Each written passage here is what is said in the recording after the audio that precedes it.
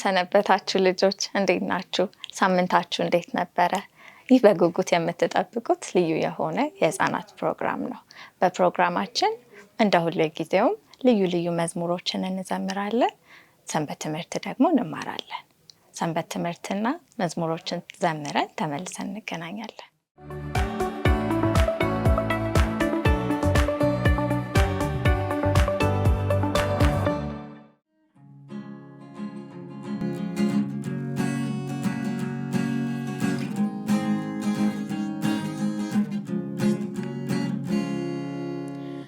አንድ ቀን በክብር ስትመጣ በመላእክት ታጅበህ በመገለጥህ እንዳላፍር ጌታ ሆይ አጠንክረኝ። ቅዱሳን ሲያዜሙ ቅዱሳን ጌታ ሆይ እኔም በዚያ ልገኝ። ቅዱሳን ሲያዜሙ ለአንዲት ነፍስ እንኳን ሳንመሰክር ለጸሎትም ሳንተጋ በድንገት አንተ ብትገለጥ ምን እሆናለሁ? ቅዱሳን ሲያዜሙ ቅዱሳን ሲያዜሙ ጌታ ሆይ እኔም በዚያ ልገኝ። ቅዱሳን ሲያዜሙ በድንገት ጊዜ ሳያደርሰኝ በዓለም ስላንተ ፈጽሞ ሳላስብ ያ ቀን እንዳይመጣብኝ ቅዱሳን ሲያዜሙ ቅዱሳን ሲያዜሙ ጌታ ሆይ እኔም በዚያ ልገኝ። ቅዱሳን ሲያዜሙ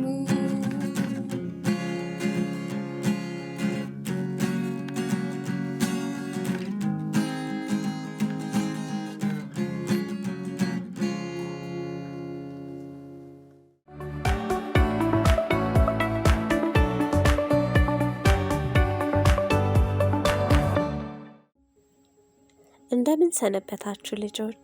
ከህፃናት ሰንበት ትምህርት ክፍል የዛሬውን የአንደኛ ሰንበት ትምህርት ይዘንላችሁ ቀርበናል። ርዕሱ የእግዚአብሔር ቤተሰብ አባልነቱ ያልተወሰደበት ይለናል። የታሪካችን የመታሰቢያ ጥቅስ ደግሞ የሚገኘው በሉቃስ ወንጌል ምዕራፍ 22 ቁጥር 32 ላይ ነው። እንደዚህ ይላል፣ እኔ ግን እምነትህ እንዳይጠፋ ስለ አንተ ጸለይሁ፣ አንተም በተመለስ ጊዜ ወንድሞችህን አበርታ ይላል። የታሪካችን ዋና መልእክት ደግሞ እግዚአብሔር ሳሳዝነው እንኳ የቤተሰቡ አባል ከመሆን እንዳልጎድል ይፈልጋል ይላል። ልጆች በጣም የፈራችሁበት ጊዜ ነበር? እንደዚህ አይነት ስሜት ተሰምቷችሁ ከነበረ ጴጥሮስም ይህ አይነት ስሜት እንደገጠመው ትረዱታላችሁ። ታሪኩ የሆነው እንደዚህ ነው። ጴጥሮስ እየተንቀጠቀጠ ዮሐንስን ይህን ያህል ያዘገየው ምንድን ነው?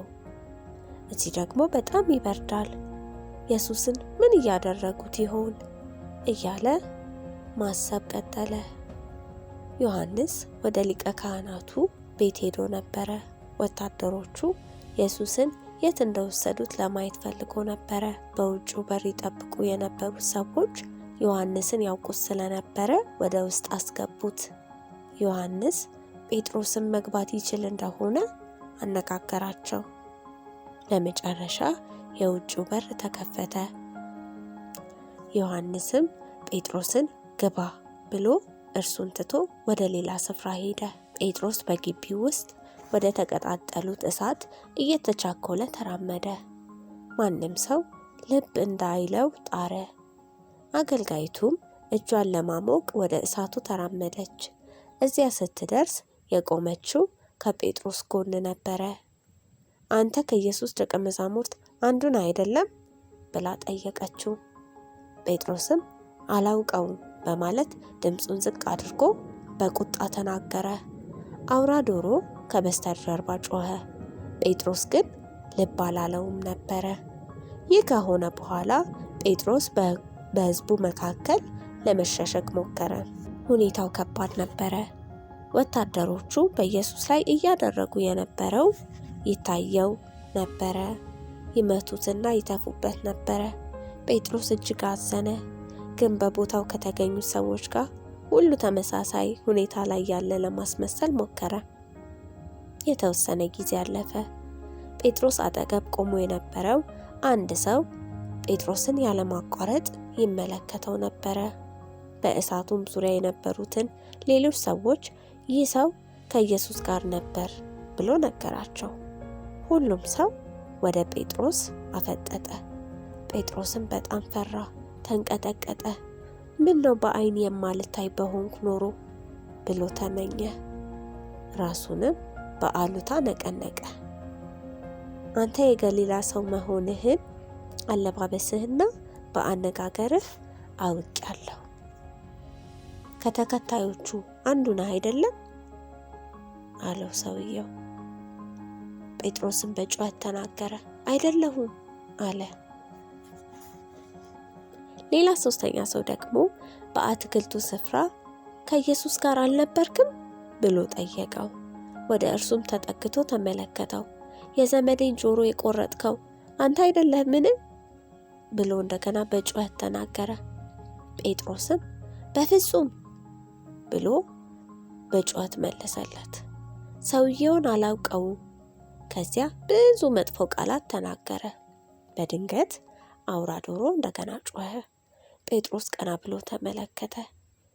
ኢየሱስ ዘወር ብሎ ጴጥሮስን በሐዘን ተመለከተው። ኢየሱስ ከዚያ ዕለት አንድ ቀን ቀደም ብሎ ዶሮ 2 ሳይጮህ አንተ እንደማታውቀኝ 3 ጊዜ ትናገራለህ ብሎት ነበረ። ጴጥሮስ ግን እንዲህ ያለ ነገር እንደሚናገር አላመነም ነበረ። ጴጥሮስ አስከፊ ሐዘን ተሰማው። በኋላው በር እየሮጠ ወጥቶ ወደ አትክልት ስፍራ እየተቻኮለ ሄደ። ኢየሱስ የጸለየባት ያችው ቦታ ላይ ተደፍቶ እዚያ ረዘም ላለ ጊዜ አለቀሰ። አስቀድሞ የተናገረውን አስታወሰ። ጌታ ሆይ ስለ አንተ እስር ቤት እገባለሁ፣ መሞትን እንኳን እሞትልሃለሁ ብሎ ነበር በኩራት የተናገረው። ኢየሱስ መቼም ቢሆን ይቅር ሊለኝ ይችላል? ጌታ ሆይ በጣም ተጸጽቻለሁ ብሎ ወደ ሰማይ ጮኸ። ኢየሱስ በእርግጥ ጴጥሮስን ይቅር አለው። እንደውም የሚፈጽመው የተለየ ስራ ሰጠው። እያንዳንዱ ሰው እንዲበረታ እርዳታህን ስጥ አለው ኢየሱስ ጴጥሮስን። ኢየሱስ ያኔም ጴጥሮስን ይወደው ነበረ። ጴጥሮስ የእግዚአብሔር ቤተሰብ አባል ሆኖ እንዲቀር ፈለገ። ኢየሱስ እኛም ስናጠፋ እንኳን ይወደናል። ይቅር ሊለን ሁልጊዜ ዝግጁ ነው። የእሱ የቤተሰብ አባል እንድንሆን ደግሞ ይፈልጋል። ሌሎችንም ደግሞ እርሱን እንዲወዱ እንድንረዳቸው ይፈልጋል። ልጆች፣ የዛሬው የአንደኛ ሰንበት ትምህርት በዚህ ተጠናቋል። በሚቀጥለው ደግሞ በሌላ በአዲስ ትምህርት እንገናኛለን። እስከዛው በሰላም ቆዩ።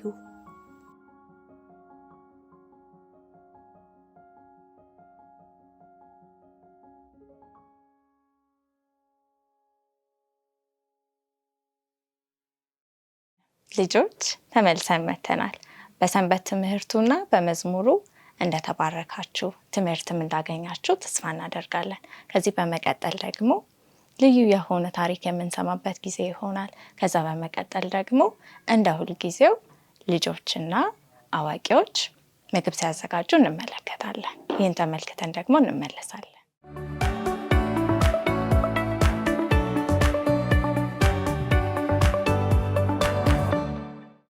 ልጆች እንደምናችሁ? እግዚአብሔር አምላካችን ያርገና እናመሰግነዋለን። ዛሬ አንድ ለየት ያለ ደስ የሚል ታሪክ ነግራችኋለሁ። ከዛ በፊት ግን ጸሎት እናድርግ፣ እንጸልይ። እውነተኛ የሆንክ አምላክ እግዚአብሔር ሆይ ከኛ ጋር ስለሆንክ እናመሰግናለን። ቃል ደግሞ ጠቢብ ያደርጋል፣ አስተዋይ ያደርጋል። ስለዚህ ስንማር ሳለ ጥበብን ማስተዋልን አንተ ስጠን። ከኛ ጋር ሁን፣ አትለየን። በክርስቶስ ኢየሱስ ስም አሜን።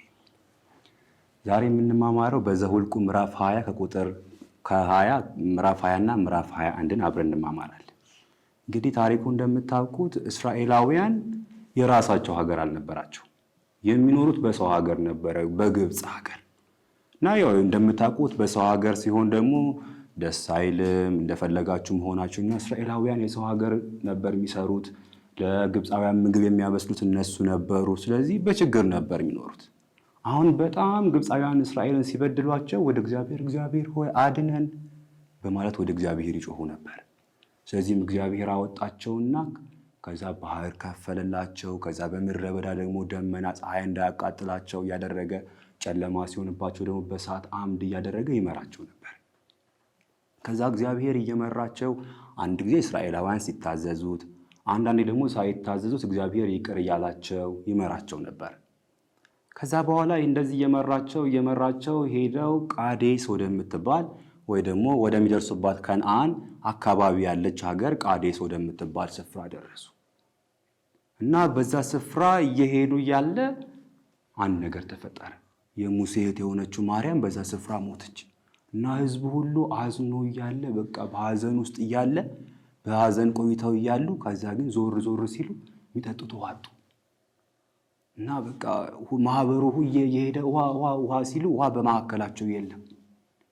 ከዛ በኋላ የእስራኤል ሕዝብ ወደ ሙሴና ወደ አሮን መጡና ወደዚህ ምድር ያመጣችሁን ልገሉን ነው እንዴ? እንደ ወንድሞቻችን እዛው ምድረ በዳ ብንሞት ይሻል ነበረ በማለት በእስራኤል ለሚሆን ነበረ በሙሴና በአሮን ላይ ይሳደቡ ነበር። ደግሞ ተቆጡባቸው ይላል መጽሐፍ ቅዱስ። ሰማችሁ ነው። በእነሱ ላይ በጣም ይቆጡ ነበር። እንደውም ምን አሏቸው መስላችሁ? እኛ እንደውም ግብፅ ብንሆን ይሻል ነበረ፣ አንፈልግም፣ በግብፅ ብንቀር ይሻል ነበር እያሉ መቆጣት ጀመሩ። እኛንም ከብቶቻችንን ምድረ በዳ አስቀራችሁን እያሉ በሙሴ ላይ ማጉረምረም ጀመሩ። ከዛ በዚህ ጊዜ ሙሴና አሮን ወደ ቤተ መቅደሱ እየሮጡ ሄዱ። ህዝቦቹ እያዩአቸው እየሮጡ ሄዱና በእግዚአብሔር ፊት አደፉ። ከዛ በእግዚአብሔር ፊት ቀረቡና ወደ እግዚአብሔር ጸልዩ። እግዚአብሔር አነጋላቸው። ሙሴ ተነሳል፣ በቃ በእጅ ያለውን በትር ያዝና ሂድና አለቱን ሁለት ትናገረዋለህ። ስትናገረው ምን ይላል? ውሃ ያፈልቅልሃል አለ። ግን አንድ ነገር አድርጋለሁ። ምንድነው ማለት የምታደርገዋለሁ? ህዝቡ ሁሉ ግዴታ ድንጋዩን ሲያየው ነው ምን ማድረግ ያለብህ መናገር ያለብህ ብሎ ይነግረዋል። ከዛም ሙሴ ምሻለና የእስራኤልን ህዝብ ሁሉ ሰበሰባቸውና የእስራኤል ህዝብ ሁሉ አይን ሁሉ ወደ ድንጋዩ ትኩረት ሲያደርጉ በዛን ጊዜ ምን አደረገ ሙሴ? በጣም በሚያሳዝን ሁኔታ እናንተ አመፀኛ ህዝቦች አላቸው። እግዚአብሔር በብሎታል አላለውም አይደል? ያለው ምንድነው? ድንጋዩን ተናገረውና ውሃ ምን ይላል? ያፈልቃል ነበር ያለው። ሙሴ ግን በጣም ተናዶ ስለነበረ እናንተ አመፀኛ ሰዎች፣ እኔ እናንተ ውሃ ማፍለቅ አለብኝ? ሙሴ ነው እንደ ውሃ የሚያፈልቀው አልነበረም። ግን ሙሴ በጣም ተናዶ ስለነበረ በቃ የሚናገረውን መቆጣጠር አልቻለም ነበር። ከዛ በንዴት ዱላውን ያዘና ሁለት ጊዜ ማረገው መታው። እግዚአብሔር ግን ምንድን ነበር ያለው? ተናገረው ነበር ያለው። ግን እግዚአብሔር መልካም ስለነበረ ውሃውን አፈለቀላቸው። ከዛ እስራኤል ህዝቦች ተሰበሰቡና ውሃውን መጠጣት ጀመሩ። ከብቶቻቸውን አመጡ፣ ሁሉም ከውሃው ጠገቡ። ከዛ ግን እግዚአብሔር ግን ተቆጥቶ ነበር፣ አዘነባቸው። ከዛ ሙሴና አሮን መጣና አይ እናንተ ትእዛዜን አላላችሁም፣ አላከበራችሁም፣ አልታዘዛችሁኝም። ስለዚህ እኔን በመናገር ስላላመናችሁ፣ እናንተ ካልመታችሁ ውሃ የሚፈልቅ ስላልመሰላችሁ፣ የኔን ቃል ስላላመናችሁ በቃ እናንተ ከነዓን አትገቡም። ህዝቡ ግን ይገባል፣ እናንተ ግን አትገቡም አላቸው። እግዚአብሔር አዝኖባቸው ነበር። ከዛ በኋላ አሁን እንደገና ጉዞ መቀጠል ፈለጉ፣ ወደ ከነዓን መሄድ ፈለጉ ህዝቡ። ስለዚህ ምን አደረጉ መሰላችሁ? በዛ ስፍራ ኤዶም የሚባል ሀገር ማለፊያ ፈለጉና የኤዶምን ንጉሥ ምን አሉት? እባክህ በሀገርህ እንለፍ፣ ከአንተ ሀገር ያሉ ምግቦችንም አንበላም፣ ውሃም አንጠጣም፣ አንተ ሂዱ ባልከን ብቻ እንሄዳለን አሉት። ከዛ የኤዶም ንጉሥ ግን አይ በእኔ አካባቢ አታልፉ፣ ካለፋችሁ በቃ አጠፋችኋለሁ አላቸው። እስራኤላውያን ከዛ ሙሴ እንደገና አረ እኛ ከበላንም ውሃ ከሰጣንም ሂሳቡን እንከፍላለን፣ ግን ይህንን እንኳን አናረግም አንተ ባልከው ብቻ ሲለው የኤዶም ንጉስ እንደው ማለትና ምን አረገብሳሽ የጦር ሰራዊቱ ሰብሰብ ባረገና መጣና እዛው አስቀመጠ። ከዛ እስራኤላውያን ማለፍ ስለማይችሉ በሌላ ስፍራ በዙሪያ ጥምጥም አድርገው ለመሄድ ተገደዱ። እና እግዚአብሔር ግን አንድ ነገር አላቸው። በሆራ ተራራ ላይ ጠብቁኝ አላቸውና ሙሴና አሮን እንደዚህ አላቸው፣ ሙሴ ሆይ አሮን አሁን ይሞታል፣ ስለዚህ ምን ታደርጋለህ መሰለህ አለው። አሮን ካህን ስለነበር የካህናት ልብሱን ለልጁ ሰጠዋለህ፣ ስለዚህ ሁለቱን ወደ ተራራ ይዛቸው ውጣ አለው። ከዛ ሙሴም እያዘነ ጓደኛው ስለነበረ አብሮ ከሱ ጋር ምድረ በዳውን የተጓዘ ስለነበረ አያዘነም ቢሆን ምንም ማድረግ ስለማይችል አሮንን ይዞ ወደ ሄደ ወደ ተራራው ወጣ። ከዛ በዛ ተራራ ላይ ከወጡ በኋላ የክህነት ልብሱን ከአሮን አወለቀና ለልጁ አለበሰው። ከዛ በኋላ የሚገርመው ነገር ወዲያውን ካህኑ ማረገ ሞተ። ከዛ ቀበሩትና ተመለሱ። ሲመለሱ የእስራኤል ሕዝቦች አወቁ አሮን ካጠገባቸው የለም። ከዚህ ተነሳ ለአሮን ማልቀስ ጀመሩ፣ ማዘን ጀመሩ። መጽሐፍ ቅዱስ ሲናገር ሳለ 30 ቀን ለሱ አለቀሱለት። ከዛ በኋላ እንደገና ጉዞ ማድረግ ጀመሩ እና ጉዟቸውን አያረጉ ሳለ ብዙ መንገድ ከመጓዛቸው የተነሳ አሁንም ደከማቸው፣ በጣም ደከማቸው። ከዚህ የተነሳ ውሃ ጠማቸው። አሁንም እስራኤላውያን ምን የሚያደርጉ ይመስላችኋል? አሁን ያጉረመርሙ ይሆን? ቅድም አጉረመርመው ነበር አይደል? አሁን ደግሞ ውሃ ጠማቸው። ያጉረመርማሉ ወይስ አይ ቅድም እኮ ጌታ ሰጥቶናል ስለዚህ አናጉረመርም ይላሉ? ምን ይመስላችኋል? እሺ እስራኤላውያን አሁንም ወደ ሙሴ መጡና አንተ እኛንም ከብቶቻችንን በምድረ በዳ ታስቀረን ነው እንደ ሐሳብ ምን እያደረግክ ነው አሉት። እንደውም እኛ በቃ በግብጽ ብንቀር ይሻላል ነበር፣ ደግሞ እግዚአብሔር ለኛ የሚሰጠን ምግብ አልጣፈጠንም፣ በጣም ሰለቸን አሉት። እግዚአብሔር ግን የሚያበላቸው የመላእክት ምግብ ነበር፣ መናን ያበላቸው ነበር። እነሱ ግን አይ ሰውነታችን ጠገበው ሰለችን አሉ።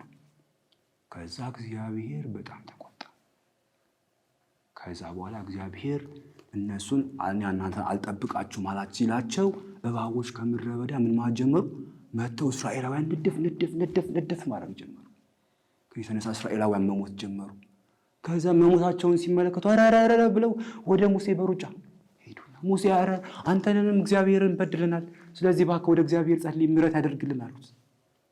ከዛ በኋላ ሙሴ ወደ እግዚአብሔር ጸለየ። ሲጸልይ እግዚአብሔር በጣም የምሕረት አምላክ ስለሆነ ወዲያው ምላሽ ሰጣቸው፣ ወዲያው። ከዛ በኋላ ሙሴ አነጋለው ቶሎ በሂድና እስራኤል ቶሎ ሞቶ ሳያል ቶሎ በሂድና በነሐስ እባብ ስራና ስቀለው፣ የእስራኤል ሕዝብ ወደዛ እባብ ትኩር ብለው ሲመለከቱ ያን ጊዜ ይድናሉ አለ። ሙሴን በፍጥነት ሄደና በነሐስ እባብ ሰራና ከፍ አድርጎ ሰቀለ። ከዛ እባብ ቢነድፋቸው ያንን ቀና ብለው ካዩ ምን ያደርጋሉ? ይድናሉ። በቃ ሊሞቱ ወድቀው መሬት ላይ ሆነው እንዲቀና ብለው ሲያዩ ምን ይሉ ነበር? ይድኑ ነበር። ከዛ በኋላ እስራኤላውያን እግዚአብሔርን በመታዘዝ ጉዟቸውን እየቀጠሉ ወደ ተስፋይቱ ምድር መዳረሻ ማጀመር መቀጠል መሄድ ጀመሩ። ከዚህ ታሪክ የምንማረው ታውቃላችሁ ልጆች፣ እግዚአብሔርን የምንፈልገውን ነገር እንጠይቃለን እንጂ በሱ ላይ ምን አንልም፣ አናጉረመርም። እግዚአብሔር ደግሞ ትናንትና መልካም ነገር ካደረገልን እንደገና ደግሞ ሌላ ነገር ቢመጣብን ማንም ጠይቅ ያለብን እግዚአብሔር ነው። እንደገና ጠይቅ ያለብን አይደል? ማጉረምረም የለብንም አይደል? መቆጣት የለብን። እግዚአብሔር ደግሞ ሁል ጊዜ የሚሰጠን ነገር የተሻለ ነገር የሚጣፍጥ ነገር ስለሆነ አይ እንደ እስራኤል አይ እግዚአብሔር ነገር ነው አልተመቸኝም አይባልም። እግዚአብሔር የሚሰጠውን ሁሉ ነገር በደስታ መቀበል፣ ምክንያቱም ለኛ በጣም የሚጠቅም ነገር ስለሆነ። ስለዚህ ሁል ጊዜ የእግዚአብሔርን ሐሳብ እግዚአብሔር እሱ ሲመራን እሺ ያልን ወደሚመራን መንገድ ማለት አለብን መሄድ። የሚገርማችሁ ነገር አሮንም ሙሴም ወደ ከነዓን አልገቡ። ለምን? ስላልታዘዙ። አለመታዘዝ ከምን ያስቀራል? ለእስራኤላውያን ከከነዓን፣ ለእኛ ደግሞ ከምን ያስቀረናል? ከሰማይ። አረ እኛ ክርስቲያኖች መጨረሻ የት ነው? ሰማይ ነው አይደል? ሀገራችን። ካልታዘዝ እንደ እስራኤላውያን እያለን ብናጉረመርም ከሆነ መጨረሻችን የት ነው? እዚሁ ጠፍተን እንቀራለን። ስለዚህ በመታዘዝ ሰማይ መውረስ አለብን። ያን እንድናደርግ እግዚአብሔር ይርዳን። እግዚአብሔር ይባርካችሁ።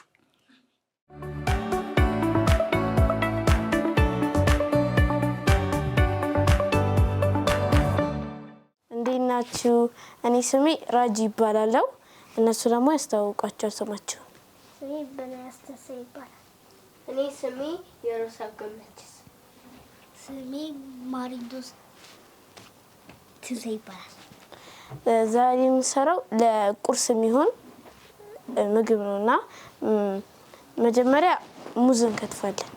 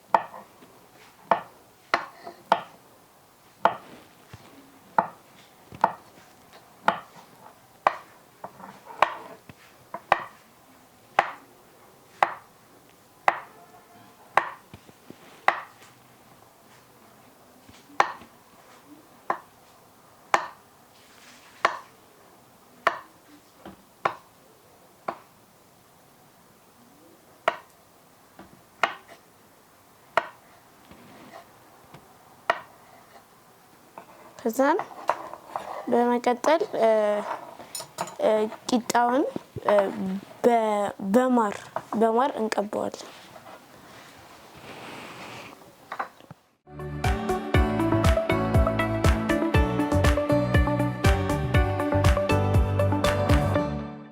ከዛን ቅድም የከተፍናቸውን ሙዞች እንደረድራለን ቂጣው ላይ።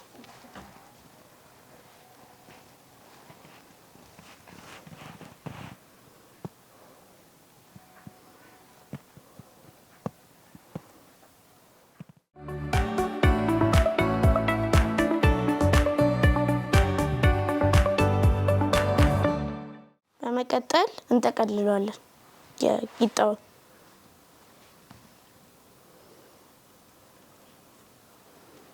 ከዛን እንቆርሰዋለን።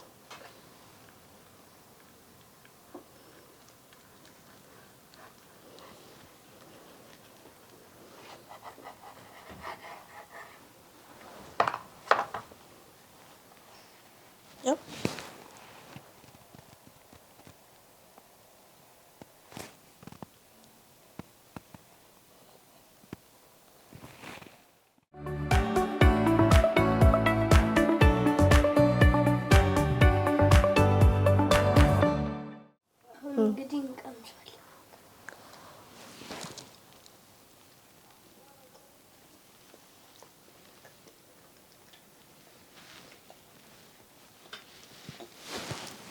በጣም የሚጣፍጥ ምግብ ነው። ስለተመለከታችሁ እናመሰግናለን። ቻው።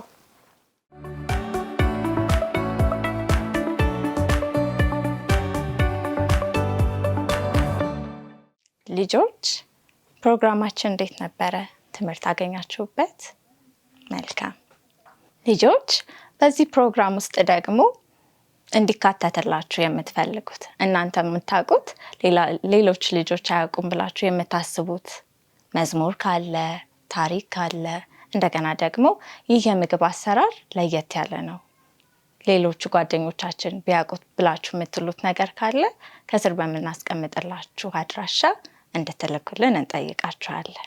በተጨማሪም ደግሞ ልጆች ሳምንት እስከምንገናኝ ድረስ ሰንበት ትምህርቶቻችሁን እያጠናችሁ መዝሙሮችን ደግሞ እየዘመራችሁ እንደገና ደግሞ ለ13ኛ ሰንበት ትምህርት በየቸርቾቻችሁ ለምታገለግሉት አገልግሎት እየተዘጋጃችሁ እንድትቆዩ እንጠይቃችኋለን። የዛሬው ፕሮግራማችን ልጆች ይህንን ይመስላል። በሚቀጥለው ሳምንት ደግሞ ልዩ በሆነ ፕሮግራም እስከምንገናኝ የጌታ ጸጋና ሰላም ከሁላችን ጋር ይሁን። ተባረኩ።